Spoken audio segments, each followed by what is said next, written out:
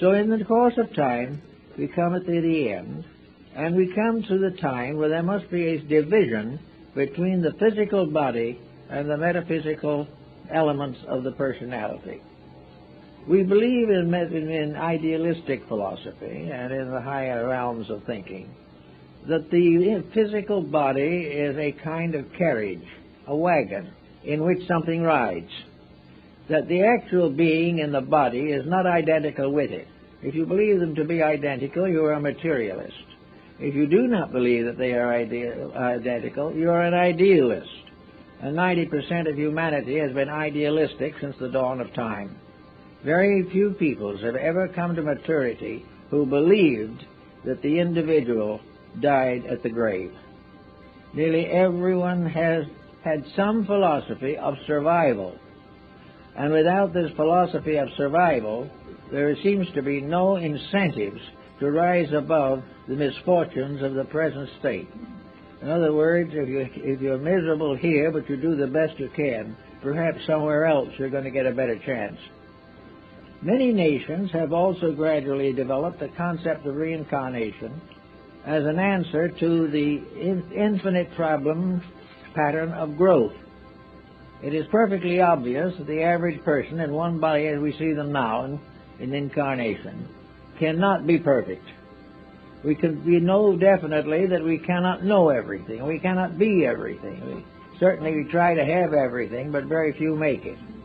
What we really are is growing creatures in a midstream of life. We came from something less and we're growing into something better. And this growth obviously is not completed in one life.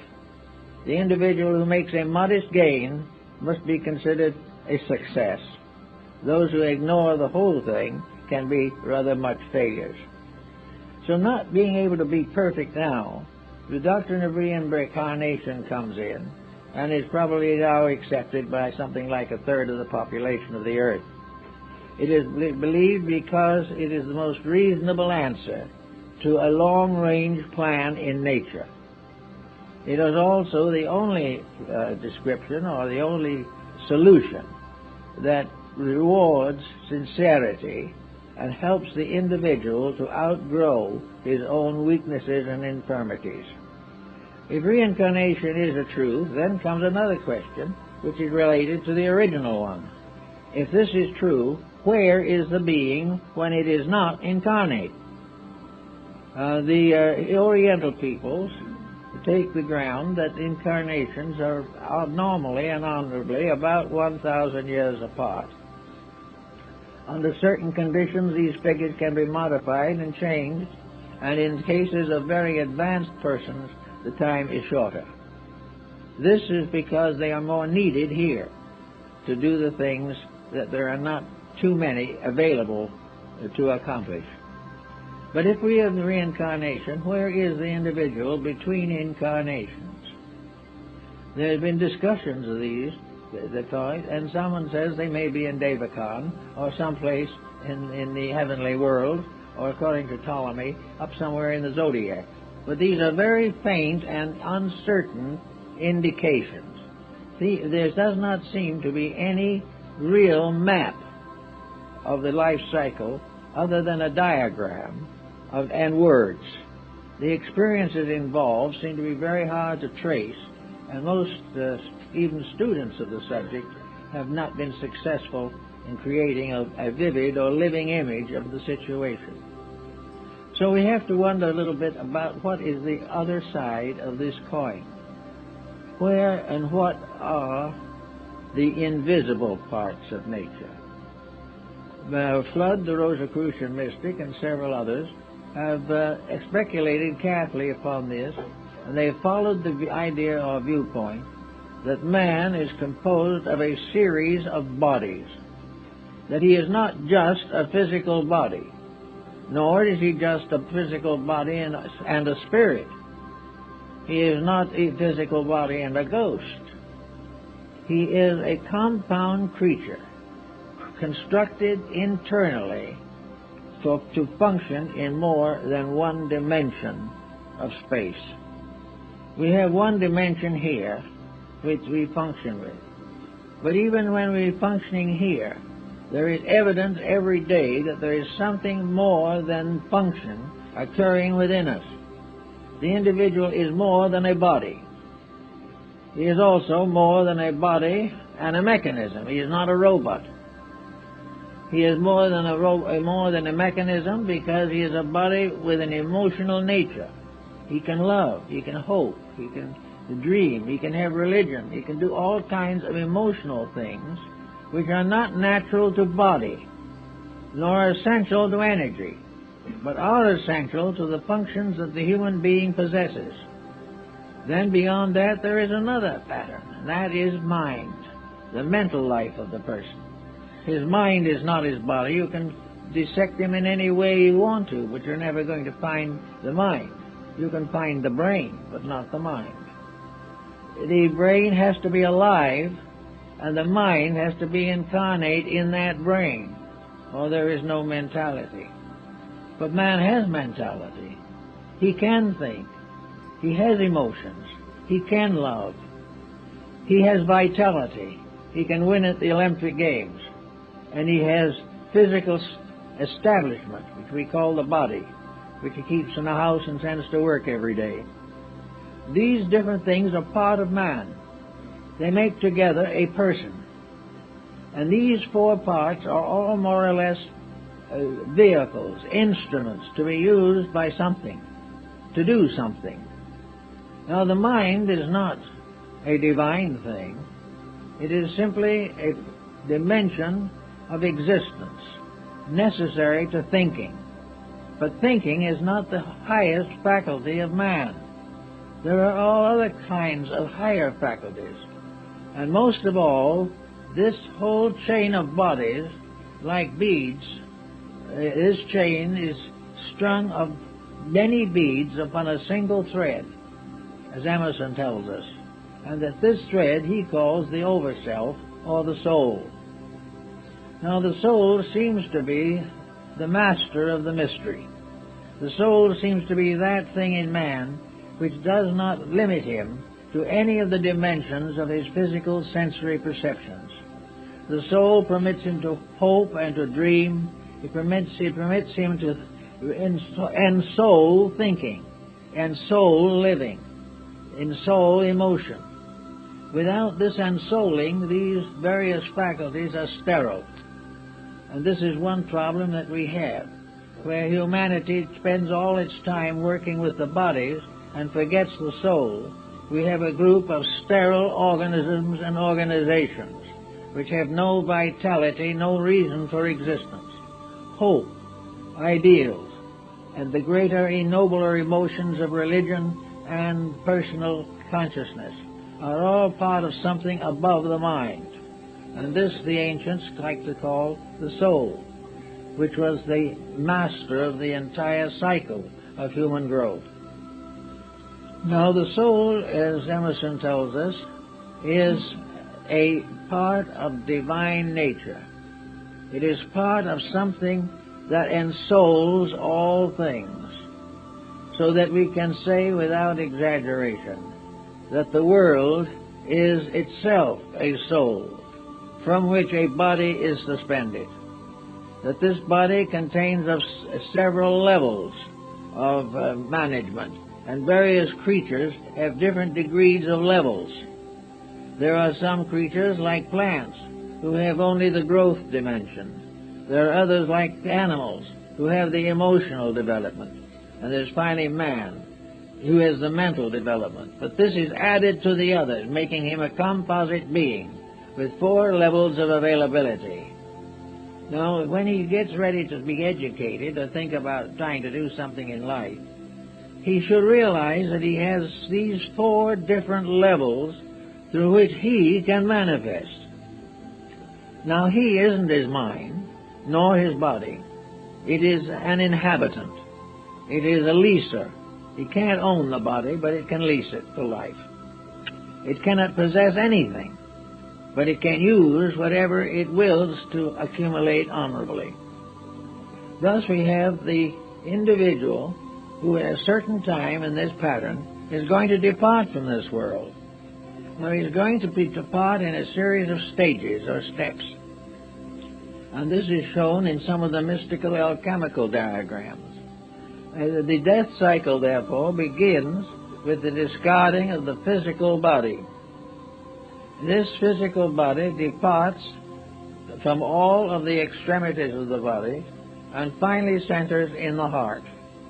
From the heart it carries upward along the pneumogastric nerve until it reaches the crown of the head. And at the crown of the head it departs. And it takes with it for a time a magnetic connection between the super self or the real self and the body, a cord which ties them together.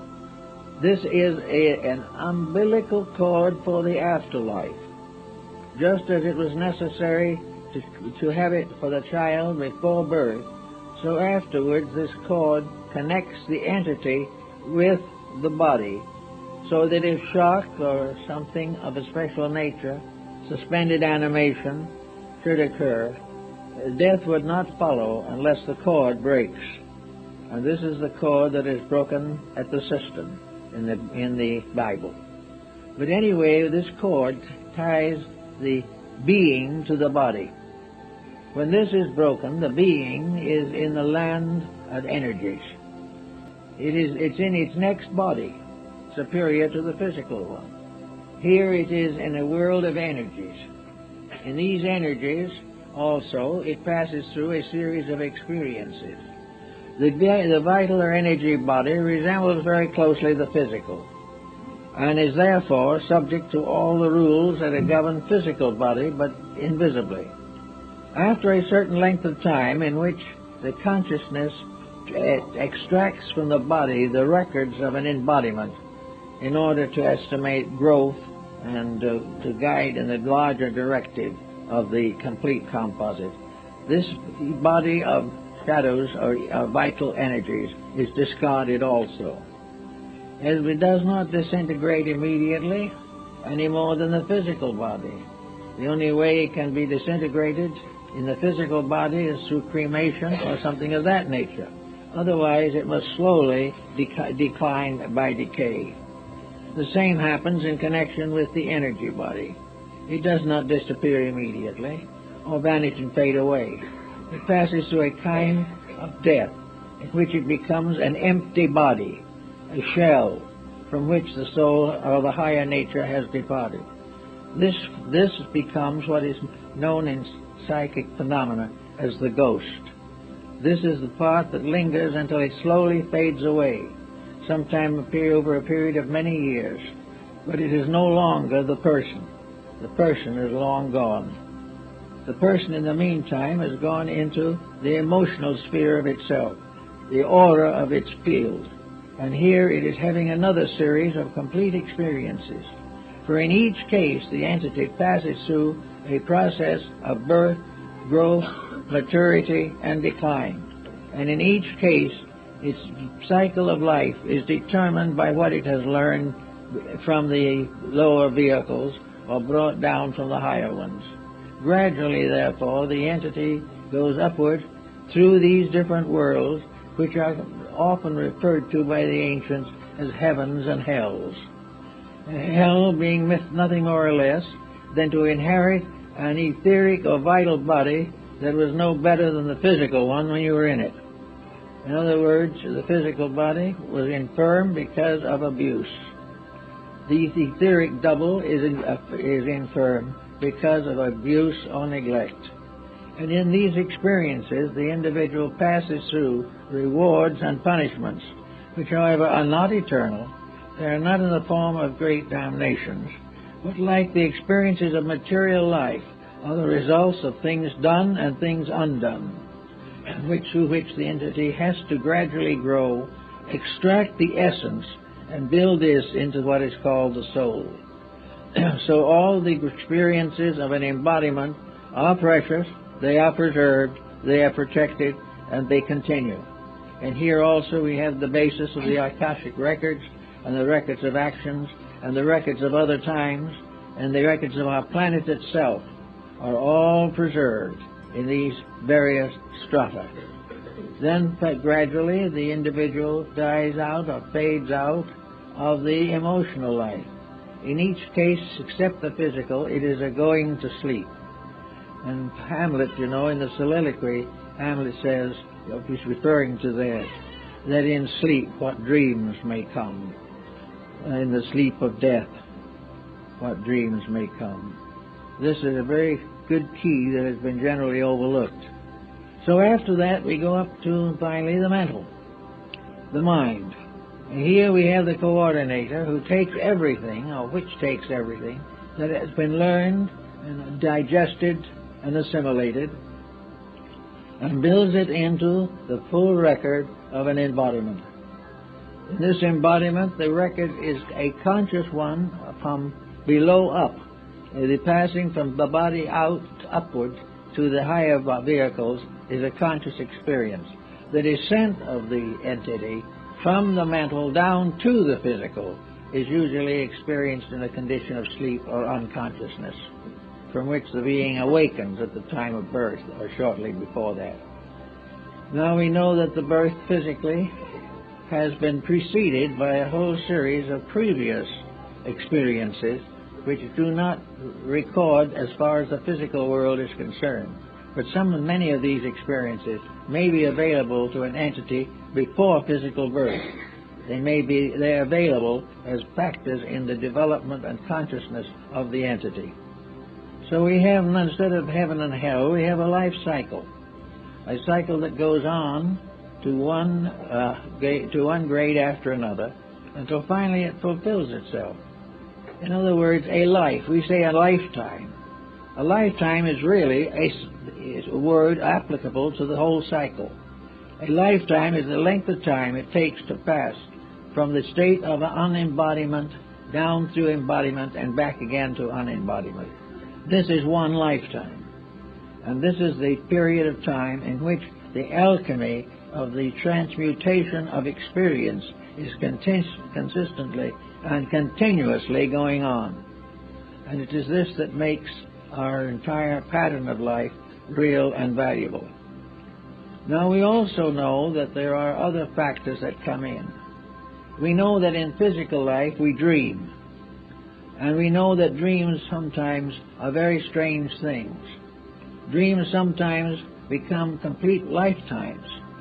And in many cases you dream of things that could not possibly occur physically. In one quiet night we can dream of a terrible storm in the ocean, or a fire that is consuming a whole mountain. We have all kinds of personal experiences of fear and faith, death and life, all in dreams. And these dreams represent a certain amount of karmic dissension within the nature of the person. These dreams are all symbolical of something. They are symbolical of lessons to be learned, things to be understood, things to be worked with, rather than merely something to awaken from and hope and glad that it's over. So all these factors are involved in the problem of the other worlds, or the possible understanding of the true life cycle. It begins, however, as a lesson right here.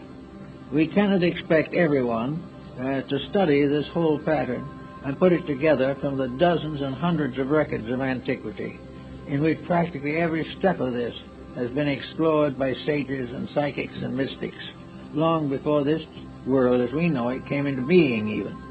But we can hope that some understanding of it will help us. Now let's get practical for a moment. This all sounds very theoretical, I know, but let's see what it is to be practical. Here we are on a fairly comfortable planet, fairly nice environment, surrounded by mystery. Now, according to theology, when we die, we will either go to heaven or we will go to hell. Well, on that basis, our problems are rather complicated, and our probabilities are not awfully good. We are very apt to find that we don't really deserve salvation. We haven't done anything to deserve it while we were here. The other situation lies in the fact that if we haven't done something right, that we will go to perdition forever and ever and ever, which is also a very uncomfortable thought. But strangely enough, it had very seldom prevented crime. No matter how much perdition lies ahead, and some of the old artists showed souls roasting in furnaces for 100 million years. That particular cult from going out and picking someone's pocket, or killing someone he didn't like. All these terrible things that were going to happen have never prevented crime. They have never really slowed it down much. But a great deal of crime has been committed in the name of these things, as though man had a right to actually execute perdition upon his own associates. So as long as this wasn't the way it seemed to be intended, we gradually outgrew the idea of eternal salvation and eternal damnation. It just didn't seem to fit into any kind of a plan. It did not make any contribution to the progress of things. If it had been intended that man be created perfect, it could certainly be assumed that this could be accomplished by any power great enough to create the cosmos. If we were to be perfected, there would be certainly built-in factors by which we could receive the inevitable impulses which a deity could bestow. Rather, we were sort of shipwrecked on an island and left to do the best we could. But the reason for that was also obvious. If we did achieve, we achieved ourselves and not by dependence on something else. Growth was a personal experience of unfoldment. And if somebody tries to grow for us, they grow, but we do not. So the whole problem of the beginnings and endings of these things could not be solved by the mere theological concept of eternal punishment or eternal reward. This being left out of the pattern, we come to the point made by Socrates in connection with wisdom. When he finally took the hemlock for refusing to pay a small fine, which his own disciples offered to pay for him, but this fine he considered unjust, and he would rather die than be a victim of catering to injustice. So, before he died, he said to his disciples, "I'm going out now, and I'm going on a journey, and it's fine. I'm perfectly happy about it. One of two things are going to happen to me. Either I'm going to cease forever. There will be no Socrates. There never will be anything. Nothing that I've ever done will be remembered by me. The only things that will remember are those that come after me and read or study. I cease. On the other hand, there's another alternative. Maybe I do not cease. If I do not cease, then I will become again part of that invisible world which I have sought to explore all my life. I will be a part of that eternal immortality in which I will learn as I have never learned before. I will know the wise and the good, and I will come to the answer of all the questions that I have ever asked." And Socrates then took the poison and died peacefully, convinced of the fact that he was going forth to the answering of questions and not going forth to an annihilation. He was going to continue the path of growth that goes on and on and on. But each step of it a dramatic adventure, if we accept it in that way. So that brings into focus this problem of just exactly what and how we are going to consider the interludes between this life and the next. Perhaps the truth of the matter is very simple, that it will be a period of sleep. That we will sleep between lives as we have slept between days in this world. But while we are sleeping, the powers that be will be working in us and with us. But the powers will be working without our interference, which will enable them to work. Whereas in our night sleep, our dreams are all influenced by our psychological conditionings. So we'll have a chance for that type of thing. A quietude between lives, a Zen sort of situation, in which we will become so completely relaxed that we can see truth for the first time. Truth can only come in a state of peace. It can only come as a condition of reward or fulfillment. No one can demand truth. No one can sell it. No one can buy it. But we can all earn it. And we earn it by gradually eliminating the interferences. We take out of our lives the things that are not so. We take out of our lives the patterns and situations which have no meaning. We also take out the irritations, the fears, the doubts, the exaltations and the humiliations, and allow a complete quietude to rest upon the spirit. Now the word soul is something that also comes into this pattern. And the word soul was used in antiquity largely to represent a combination of enrichment of the spiritual strength of life with the rewards of incarnation. The soul is the wedding garment of St. Paul on the book of Apocalypse. It is the vesture of experience. It is all that we learn, becoming the great ornamentation of ourselves. It is the gradual acceptance and within our own consciousness of the quite one-piece garment without seam. The soul is the result of the cycle of incarnations. Embodiments build soul, for soul is the truth behind each thing that happens to us. And as that thing that happens to us comes to be recorded in our eternal records, it becomes a dimension of soul power, soul strength, soul insight. And in that way it is very important to us. Now, the soul can also be destroyed or injured by the misuse of faculties and powers, the perversion of mystical experiences, the misuse of the divine power becomes the deadly sin. It is perfectly possible, therefore, for the Bible to say in one of its thoughts, the soul that sinneth, it shall die, but the spirit returns to God who gave it. The spirit cannot be destroyed. It is incorruptible. The soul can be a false pattern of living which falls apart.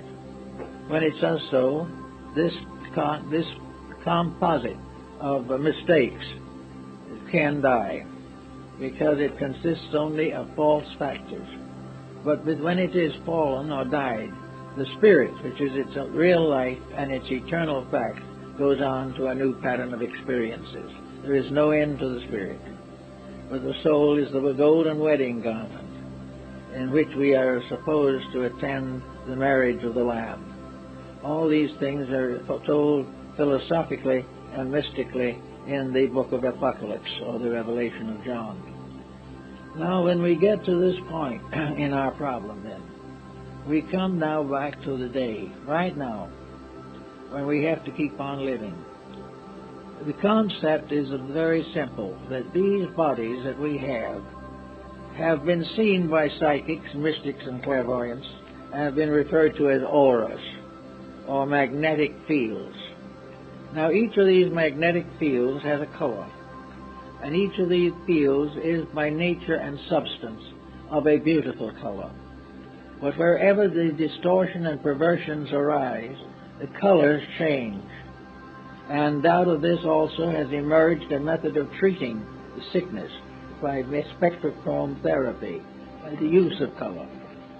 But color, clear, is a soul-building power, and in a sense is a dimension of the soul structure. But soul corrupted is a dismal thing, a faint or unpleasant color, obviously evil or distorted in one way or another. A corrupted habit of one kind or another. Supposing we have anger. We will say that anger arises on basis from a martial energy. In the ancient combination of astrology and esoteric therapy, Mars was the symbol of energy. Now, if this energy is used constructively, you have a bright, clear red. If it is used destructively, as in striking a blow, or in a nation is used as war, this right energy is tarnished into a deep, muddy red that is obviously a hideous and unpleasant color. Now, this color is with the person who has had a temper fit, or who has had a grudge, or has done something wrong. This color is not only in the magnetic field, but it is also a rate of vibration that can affect health. It can influence the mind, unfortunately. It can devitalize the tissues. It can shorten the life. Wherever the magnetic fields with their alchemical colors are corrupted by human action, they distort function, they destroy vitality, they impair health, and very often become the cause of chronic and incurable ailments. The individual with a bad emotion will ultimately have a sickness to match it. The sickness and the emotion will go together and perhaps cause the life of that individual to cease. And in the afterlife, when it reaches the level of the emotional nature, that color will assert its karma as a factor in character. In other words, that misuse of power is something we have to live through afterwards when we come back or on our way out of this embodiment. Wherever we store up poisons in the magnetic field through the misuse or perversion of facts and truths, we get this danger of going through the kamalokas, as the Tibetans call them. Those are the after-death experiences in which we have to cleanse ourselves from the various mistakes with which we have discolored the psychic fabric. All these things can be worked together into a system of thought.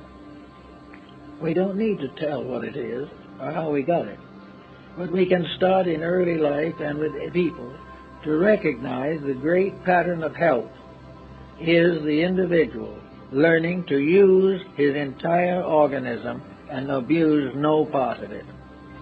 If that goes on, gradually the entire complication of life ceases. Little by little the problems solve themselves. They will not be immediate. We probably have too much karma hanging over from some other past time that we have to clear up. But ultimately, the individual who becomes constructively integrated will recover from the evils from which he has suffered. It will affect his re-embodiment, the circumstances and conditions of a new environment. It will protect his present environment, and it will create strong constructive bonds between the individual and the society to which he belongs. There's no answer, therefore, to the after-death state except to deserve what might be termed a paradisical or peaceful afterlife. In other words, what we should do is drift pleasantly on a great stream of life through the cycles of recapitulation until we come down again into re-embodiment. If there was no wrong in us on the ascent, in the cycle, there would be no pain, there would be no suffering, and we would find growth and fulfillment to everything that we really want. So while we probably can't change all these things all at once, we can start in by kind of picking up little things that we might not want to face later. If we think if we don't face them here, they're gone. But this is optimism. The mistakes we don't face here, we will have to face there. We have to face ourselves. We have to support that which is right, and we have to cast off that which is wrong. And this is true also of the dope peddler and the dope taker, the alcoholic, the immoral individual. Everything that is basically wrong, we will have to face. And the ancients, realizing that we have to face these things, caricatured them into monsters, demons, evil spirits, and filled an invisible world with malignant ghosts. But these ghosts are only unfinished business. They're things that shouldn't have been in the first place, but were, and having become, have to be eliminated by the experiences of consciousness. The individual has to correct his own mistakes, either here or hereafter, and this constitutes the cycle of a lifetime, of which only one small part is lived in the visible world. But it is in the visible world that independent action takes place. In the invisible world, there is no new experience added. The experience of this cycle, which is the cycle of humanity, which has its physical foundation in the visible earth, the experiences of growth are here. That which is out there is the soul growth, is the incorporation of the right into eternal value and the gradual correction of that which is not right. But all new opportunity for growth is conferred here. And from here, the consequences go on. So it is the way we accept growth that determines whether we are building karma. Now, the idea that karma or compensation is always evil is not true. We are building good just as much as anything else. The only reason the karma seems to be the more heavy on the negative side is as you look around you, you see the way people act. Conduct is the cause of that.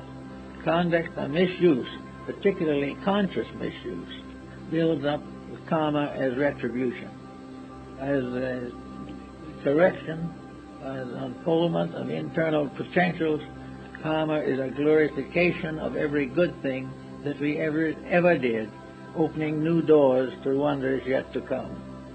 So we are in a little pattern that is rather simple, very honest, doesn't require any forgiveness of this or forgetfulness of that, which cannot be cleared by any attitude. We can do anything we want to, verbally, intellectually, or emotionally, to correct the mistake. But if we do not correct the mistake itself, all our platitudes mean nothing. In nature, sin is not forgiven, it is outgrown. And there is no sin that cannot be outgrown. In most cases, the outgrowing is not very serious, because the average individual does not commit great and serious wrongs. But these nagging occurrences of the day should be taken into immediate consideration. If you wake up some morning and you find you have to have a bad temper, you can either face it now or later, but you are going to face it. You are either going to correct that temperamental peculiarity, or you're going to suffer the consequences. Now, in the case of a bad temper, the consequences might start a little sooner. It might be the very day that you get angry. Negative consequences begin. You lose a friend, or you make a serious mistake of some kind, or you get yourself all worked up and have a terrible headache, and decide that the only cure for that sin is an aspirin tablet. So you take the aspirin tablet, get a moment's peace, and have enough strength to get angry again. And this goes on until the anger or the aspirin finishes you.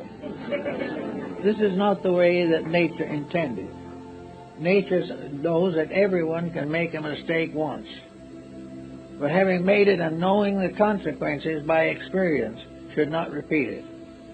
And unfortunately, humanity hasn't learned that very well. The first war was long ago, and then no one has apparently bothered to find out really how to cure a war. The answer is, don't cause it. There is no other way. They know you cannot cure these things simply by trying to erase them or passing legislation against them. An individual who has a bad disposition gets sick and he goes to the doctor. The doctor gives him a pill which may make him sicker. He may get a little relief, and he decides that medicine is the answer to sin, but it isn't. The actual answer is that the individual has no right to be healthy unless he tries sincerely to live a good life. All the different temptations that we have in modern society are not something that can be excused. We can say we have to be dishonest because everybody else is. That is simply saying I have to suffer because everybody else will suffer. There is no escape on these bases. That's why a good working religion and a good working philosophy of life are so important. They give the individual an understanding of value. And they're not imaginary value, because all he has to do is look around in society and he sees proof of all of it. He sees immediately that those who live by the sword will die by the sword. He can see immediately how injustice builds up into a great revolution of some kind. He knows that the wrong thing cannot win. It can have a moment of apparent victory and then collapse. One nation after another has died of its own corruptions. The same of races, the same of families, the same of individuals. Knowing this type of integrity, this basic sense of values, should be incorporated into our lives from the cradle on. We should be taught not to cure things, or try to avoid them, or evade them, but to live straight toward a constructive goal. If we need to know something, learn it properly. We have here the idea that learning is primarily a matter of preparing for a career of wealth. Now, wealth itself isn't bad. The career of wealth isn't bad. It is the abuse of the career or the abuse of the wealth. These are the bad things. And the mysterious little factor in it that must not be overlooked is that wealth gives a larger opportunity to do it wrong. In other words, the temptation of wealth is more than the average person could stand anyway. But it only confronts those who have assumed that wealth was the source and cause and final of all success. The temptation is too great. Therefore, all things in moderation. As the Oracle of Delphi said, in all things not too much. We must guard against the danger of our own weaknesses. We have to realize that we should only have what we can use wisely. We should only do what we can do lovingly and constructively. All the so-called faults and foibles that we nurse so carefully and have so much fun with do nothing but destroy us. So the cycle of life goes on. If you want to follow the idea of the old Christian reward and punishment, you can if you modify it somewhat. If you have a life in which you see and know that you're making a mess of things, then you must expect punishment. But it isn't punishment in the sense of a divine bookkeeper dealing out a sentence for your mistakes. The punishment is inherent in the mistake itself. When you do it wrong, pain is inevitable. If you think wrong, the thoughts are bound to be dangerous. If you are over-ambitious, you will struggle and finally be destroyed by your own ambitions. It isn't something else punishing you. Much of karma and much of the cycle of life can be seen here. That which is beyond being seen here is part of the larger cycle, the cycle in which they carry into the invisible causes which cannot be corrected or are not corrected in the physical life. They have to be corrected. We have to learn from embodiment. And if we cannot learn while we're physically alive, we'll learn in the afterlife. We will learn the lesson regardless. There's no possible way of escaping it. But the nicest thing is to realize we can save ourselves a lot of trouble here, and will refrain from hurting other people, or as nations will not afflict other nations, if immediately upon our inner understanding we begin to live according to what we claim to believe. Now, actually, There's nothing very secret about this. Actually, every major religion of the world has exactly the same teaching. They have it in a little different words, but the same teaching. In all cases, the golden rule is in over 40 different religions. The simple friendliness and kindliness of human relationships is applauded everywhere. There is no religion that actually requires or demands the individual to break the brotherhood of man. The religion does not do so. Some of its interpreters, for personal advantage, try to make it fit into their ambitions, but it doesn't. Actually, the average person belonging to any one of the religions of the world, including the primitive, will find the same general rule applying. Do right and be right. Do wrong and be wrong. Do that which is good and grow. Do that which is bad and penalize yourself. The proof of all faith is in the practice thereof. And in our day, the interval between the faith and the practice is too great. It's more great than it ever was before because the temptations are greater. And we try to conceal the values by overlooking them or denying them.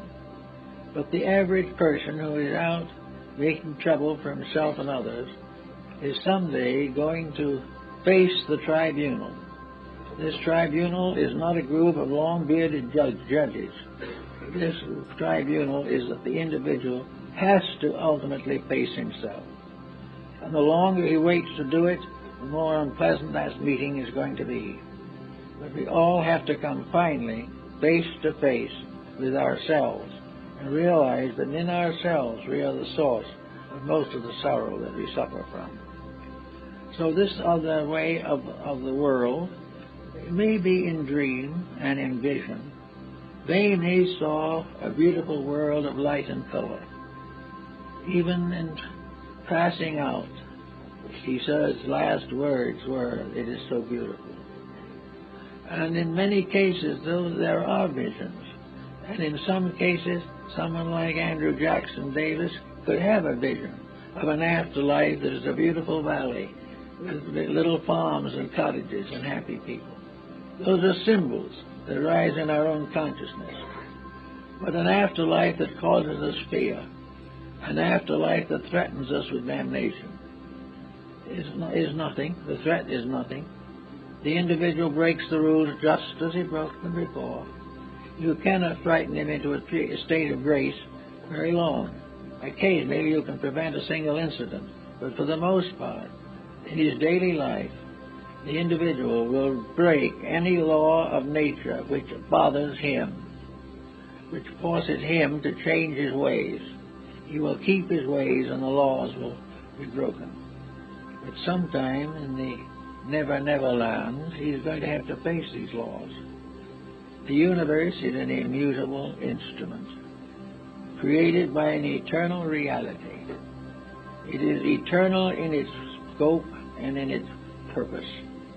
We must all go on and face the pattern of life for which our created universe was formed. We all have the same journey. We all have the same demands. We all have the same requirements in ourselves. We all have to be right. There can never be peace in our heart, tranquility in our homes, or peace in the world until we are right. Until we are right, we will be nagged by our own infirmities. We can see this now politically, scientifically, economically. We have not yet, however, seen it in ourselves and realize that we are also an economic and a political entity. We have the same temptations that everything else has. If they are tempted and fall, we are tempted and fall. But it is possible because of the individuality which has been bestowed upon us, that man, of all creatures that is visible or that are visible to us, is capable of creating his own destiny. He is capable of being right. The animal cannot be wrong. And therefore, belongs to an entirely different type of life. But the human being has the right to be right, has the eternal power to do that which he should do, to keep the rules and to assist to build a civilization based upon these rules. He has a right to build a magnificent world and to cooperate with the divine power in the advancement of all living things. He has the right to work for principles, and if he is properly rewarded, he is a true and faithful workman who is well worthy of his wages. But he does not have the right to accumulate simply for the sake of accumulating or of exploiting somebody else. He has no right to accumulate what he cannot take with him. But while he is accumulating things that he wishes he could take with him, he loses them. And the power to accumulate, which was wrong, is the thing that goes on. It is not what he has, but the motives that made him get it, that he must face in the ages to come. So it is much better for him to get ready for this at a reasonably early time and to see all these things through the light of inner understanding. There is nothing to fear in life except the tendency we have to compromise. If we can recover from that, we will have a much better world than we have now, and we'll be able to look forward to a better one. And any little mistake that we can erase at this moment will not come up in the final examination. And it's much better for us to catch it now and have that little pleasant feeling that we've grown, that we've done something worthwhile. And by having this feeling, have the proper reward and respect for life. If we believe in God, we must believe that the divine power is worthy of our respect. We must also realize that it is worthy of our obedience. And as we look around us, we can see pretty clearly what disobeys and what obeys. If we cling to that which obeys and refrain from that which disobeys, it won't be long before this old world will look a lot better. And we will find that it is perfectly possible for our planet to go on for a long time and build up a population of 50 billion, and everybody will be happy and everybody will eat regularly. It is selfishness, corruption, on the belief that if we do these things badly, when we die, we do not exist. In order to be a truly successful rascal, you also have to be an atheist. You must have no belief, because if you have any belief worthwhile, you will not pervert it. You will live it. And by living it, will accomplish the good things that we are all seeking. Happiness, peace, contentment, strong families, happy children, busy adults, and no one wandering around the face of the earth trying to kill time for no good reason. There's always something good to do, something that needs doing. And by doing it, we build into the soul of the future. We are building the magnificent vestment of the soul. And we build it best. And we build it most beautifully and graciously through kindly living, loving friendship, and peaceful and honest relationships with each other. That's it.